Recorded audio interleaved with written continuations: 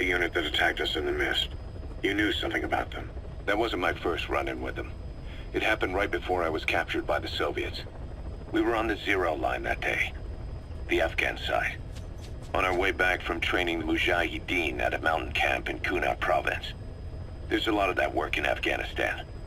Most PFs shy away from it because it draws too much attention. But for us, that was the whole point. The job itself went great. We just had to make it back to a tribal area in Pakistan. But all of a sudden, visibility got real bad. It was no sandstorm. Our point man gave this strange report. He said he could see skulls in the mist. Skulls? The next moment, he went silent. We scrambled into formation, right before his arms and legs came raining down on us. It was always supposed to be a dangerous mission, so I had Diamond Dog's very best with me. We were calling out to each other. But one by one, the voices just went dead. Whatever happened to me, I lost consciousness before I knew it. When I came to, I was in a Soviet camp, tied to an interrogation chair. Could they be some new Spetsnaz unit? No. The ones that interrogated me were just the average rank and file. Whatever group attacked us, the way they moved was just insane. And that mist, appearing out of nowhere. The Soviets don't have tech like that. If they did, Ocelot would have heard about it. I doubt the West does either. Otherwise, the folks at Langley would be sleeping a lot easier. Why'd they come after you? Wish I knew. I'm the only one who survived. Though I don't think they planned it that way. If I was their target, they wouldn't have just handed me over to the 40th Army. Whatever the case, we need to watch our step until we know who they really are. And boss, if you ever do run into them again, don't try to take them on. You just get the hell out of there. When I first started dealing with Zero, with Cypher, it was a somewhat parasitic relationship. Though, a mutually beneficial one. Cypher had no army of their own, so they wanted us. They wanted our strength. They approached me as a potential business partner. But they had other motives. Cypher coaxed us into Central America, into that US-Soviet proxy war, to fuel Mother Base's growth. Once we were big enough, they'd force us to join them. That was the plan. That's why they had Paz, still Zeke. Right. And if we refused, she would use Zeke to fire a nuke from Mother Base. The world would consider us a liability, and countries would unite to destroy us. We stopped the launch. And yet they still took us down. Through that fake inspection they orchestrated to cover up their sabotage. That power Cypher wanted. We don't have it anymore. So why are they still after you? Is it just the fear of leaving you alive? I don't know. Was Zero really... All I know is the man I knew wouldn't want this. What do you mean? We have to consider that it might not be Zero we're dealing with. We know virtually nothing about Cypher anymore. How big they've gotten, what they want, or even who they really are. The new Mother Base started out as a test drilling rig operated by a mineral resources supplier, but their project fell through. The Seychelles government was happy to hand the place over to us. It was just scrap on stilts. So with a few dummy construction companies set up as fronts, we started renovating the half-finished rig. From the outside, it looked like the project was back on rails. Kaz, you... What? I see what you're doing. Recreating the Mother Base we had 9 years ago. Only this time. That's right. The Mother Base Cypher thought they destroyed will return from the grave to kill them. We'll prove to the world that we were the victors. And if we lose again? They can't fool us the same way twice. Now our enemies are in plain sight. And when our organization gets too big, we split it across companies. Any company that draws attention gets liquidated, and its capital is back-channeled into a new company. Most PFs are small-time operations anyway. And in this business, the minnows go bankrupt all the time. We've never aroused suspicion. Plus, we have Hewick. Hewick? Human Exploitation Company. It's a business specializing in intel gathering. Think of it as a civilian intelligence agency. Kaz, that's... Remember what they were trying to accomplish at the prison facility in Cuba? That gave me the idea. We dispatch moles into conflict zones around the world, and each sets up an intel network on site. Then they stay in place to give us stable points of contact when other nations intervene in the conflicts. Hewick's strength is that it has a cutout at each level. You get your job from one guy, then you hand it off to another. No one has direct access. It's a perfect black box. HUIC members also work their way into the superpowers intelligence agencies to make sure Diamond Dogs gets work. We have those countries by the balls. That's our deterrent when we need it. Networking? In the intelligence community? Sure, that's how we've grown this far. And when you go out on missions, intel from HUIC will be there to back you up. But despite all that, Cypher has its eyes on us. The only reason I'm not dead is that they needed to know where you were. Figured if you woke up, I'd go straight to you. That's why you made that ruckus at the Zero line. Yeah, to make their own surveillance work against them. I think it took some of the heat off Cyprus. Kaz. Then I just had to wait for you to save me. And I've gotten used to waiting. Kaz. That's not all. It was a good chance to scout the market. And with the West wanting the Soviets out of Afghanistan, their agencies are bursting at the seams with funding. Boss, let's start by building up our Afghan presence. Why put Mother Base in the Seychelles? We're at the center of the world here. We're all the way out in the Indian Ocean. Come on. Lebanon, Sri Lanka, East Timor, and Africa. From here, our reach extends to conflict zones the world over, including Afghanistan, of course. So it's prime real estate for a mercenary. Exactly. Latin America isn't as close as I'd like, but we have Amanda and her people to help in that department. And besides, the Seychelles government owes us a favor. Owes us? The Seychelles has strong ties to the east, which the West wanted to shake up. It came to a head 3 years ago, in an attempted coup. It was a force of South African mercenaries, with U.S. backing behind the scenes. They were only platoon size, but South Africa is home to some heavy PFs. Too much for the Seychelles to handle. In the end, they accepted help from the Tanzanian army, and quelled the coup. We set up the deal and handled on-site tactical instruction. That led to some training work for the Seychelles military. And when we put down a mutiny within their forces, well, we made a lot of people happy. They don't pay us. They just let us have a piece of their offshore territory on the promise we'll come running if something else happens. So we're bodyguards, too. It's a good setup. We can only take Mother Base so far here. We'll have to find somewhere else when this place starts getting big. Aren't you being a little hasty? Nothing hasty about it. You're back with us now. So Kaz, the ship that took us from Cyprus, it used to be a whaler. Yeah, a Japanese vessel. How was the voyage? It was... stimulating. Well, she was part of a whaling fleet up until a few years ago.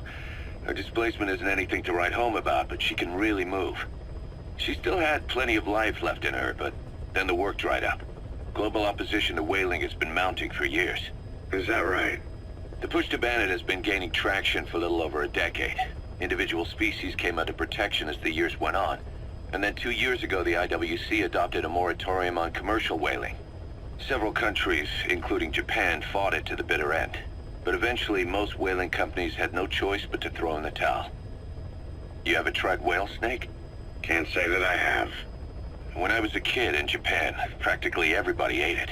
That good, huh? The country was poor in those days, and whale was cheap. International opinions changed since then. In any case, that's why we were able to get a bargain price on the ship. Of course, we did end up spending 5 times the purchase price in modifications. We had to really work to fit in all the ESM and communications gear while keeping the whaler look intact. Right now she's going around conducting SIGINT missions. In the future, we plan to use her as a communications relay base between you and Mother Base, and also as a chopper resupply vessel. Diamond Dogs. The word diamond originally comes from the Greek adamas. It means indomitable, unyielding.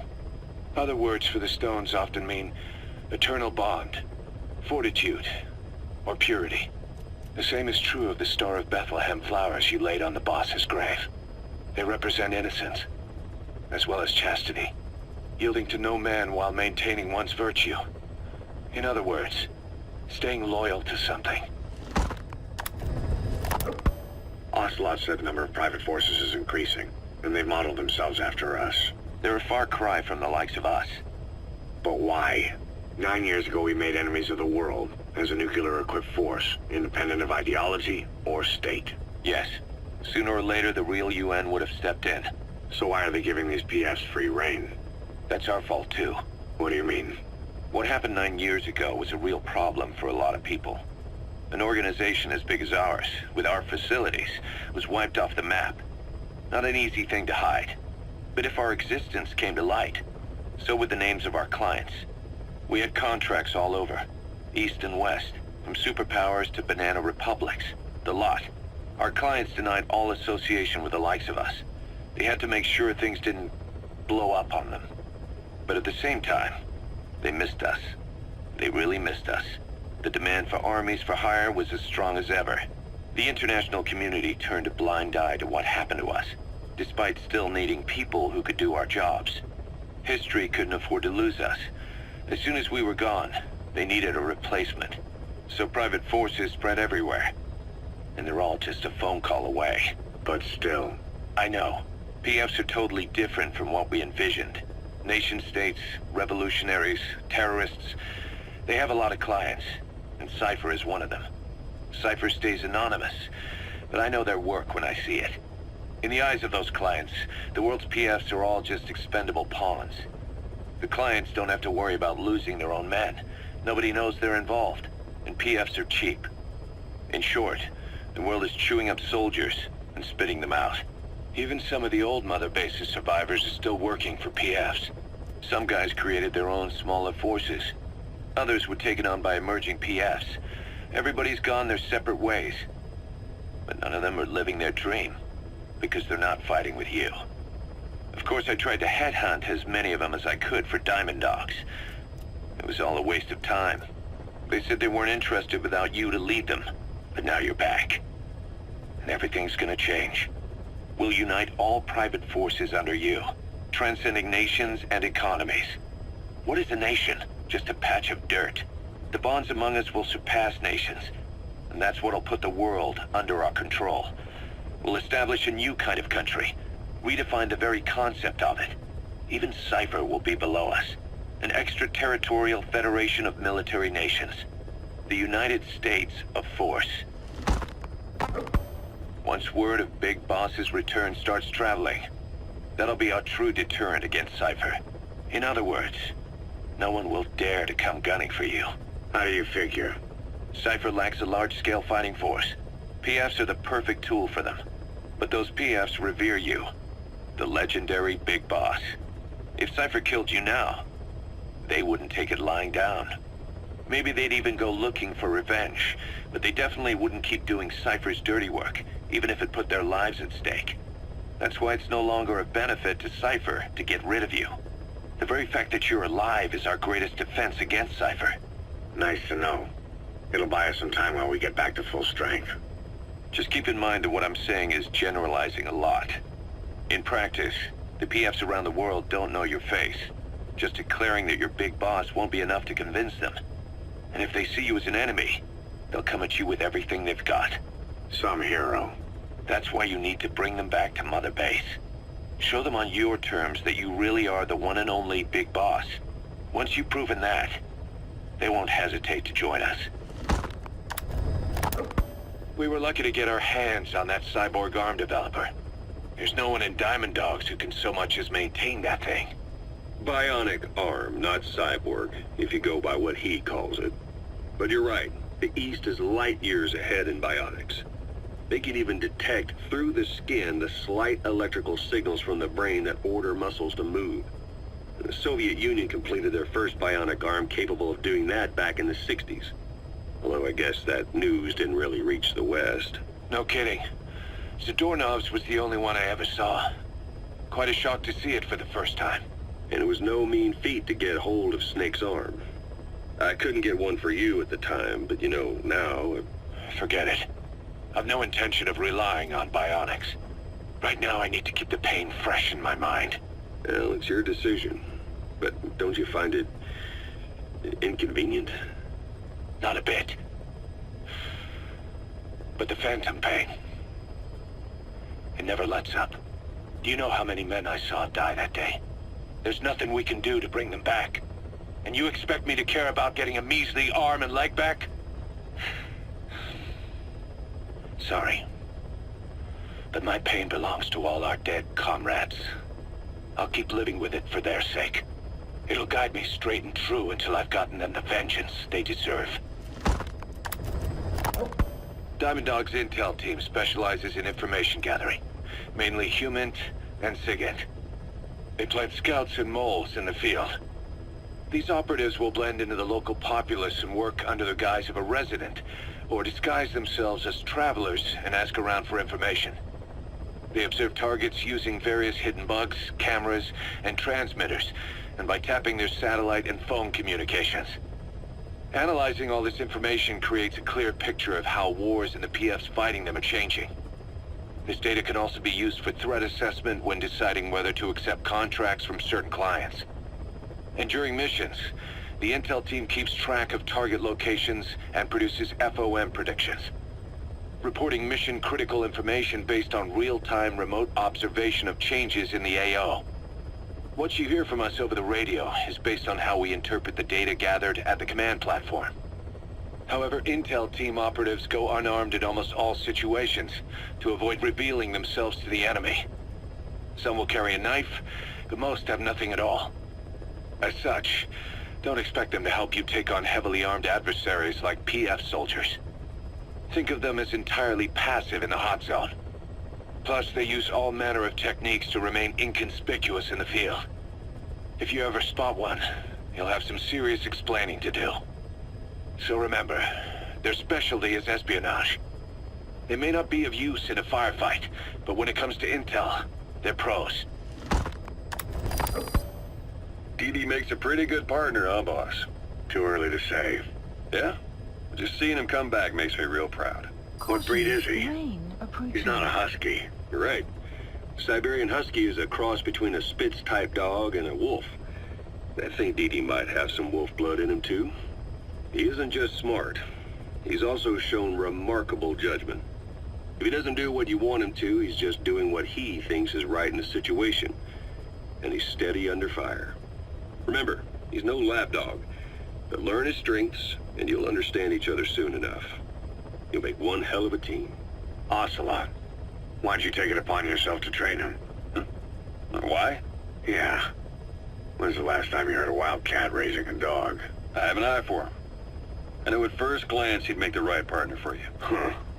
And I figured it was about time he got out into the world. So you passed him off on me? There, you see? I knew you liked him. I don't know about that yet. I still think he's trying to figure me out, too. I'll spend some more time with him. You'll see how helpful he can be. What about you? I prefer to work alone. Ocelots don't hunt in packs. Yeah, something like that. Anyway, I'm glad you like him. DD's really taking to you, too. And to going on your walks. Don't be shy about taking him with you in the future. I'll think about it.